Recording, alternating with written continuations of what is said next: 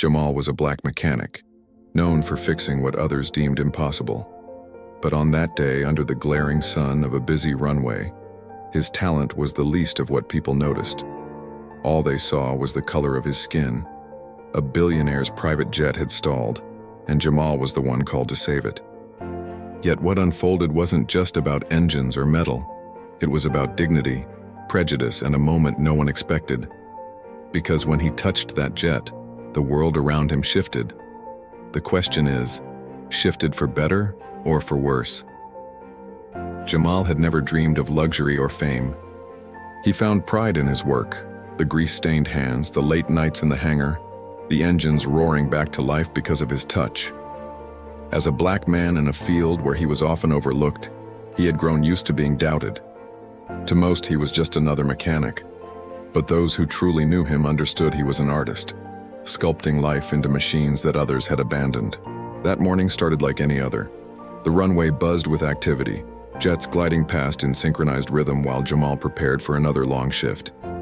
He didn't know that a single call before noon would draw him into a world where wealth, power, and prejudice collided. A billionaire's jet was stranded on the tarmac, and Jamal was summoned. What seemed like a routine repair would soon test not only his skill, but the core of who he was.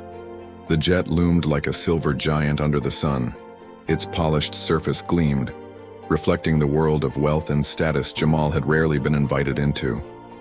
The billionaire stood nearby, surrounded by assistants in sharp suits, all eyes darting between watches and the motionless plane.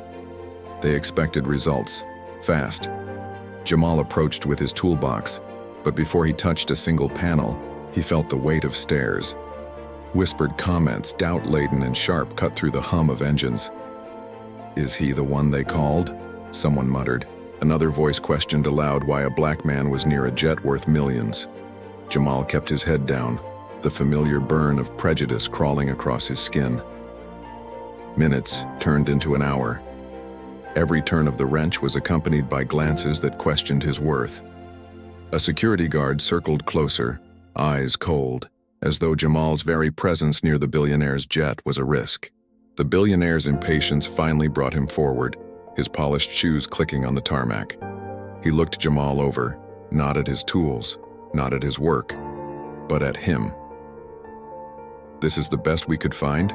he asked, voice loud, deliberate, and heavy with judgment. The words landed like a hammer. Jamal's chest tightened, but he pressed on, steady hands fixing what others couldn't. When he pressed the ignition, the jet's engine roared to life, flawless and powerful. Gasps rippled through the crowd. The machine that had stalled minutes before now stood ready for the skies, but relief never came. Instead, discomfort flickered in their eyes. Jamal realized that proving his skill didn't erase the assumptions they carried about a black man standing in their space. He had fixed the jet, yet they still questioned his place. And in a world built on prejudice, defiance could be just as dangerous as failure. The jet roared under the blazing sun, and for a fleeting moment, pride surged in Jamal's chest. He had done it. He had saved the billionaire's prized possession, but that fleeting victory vanished as the billionaire stepped forward, shadow falling across the tarmac. "Don't get comfortable," the billionaire said, voice cutting through the hum of the engine.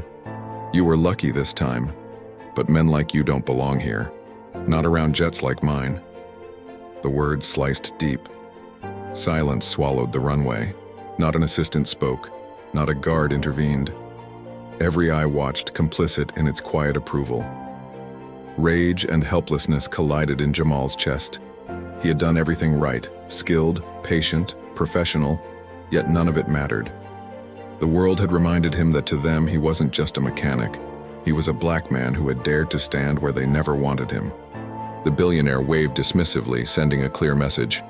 Jamal was disposable. The jet rolled forward, ready to leave, while Jamal's dignity hung in the exhaust fumes. But then, a glimmer of hope. Phones appeared, recording the scene. Eyes once indifferent were now witnesses.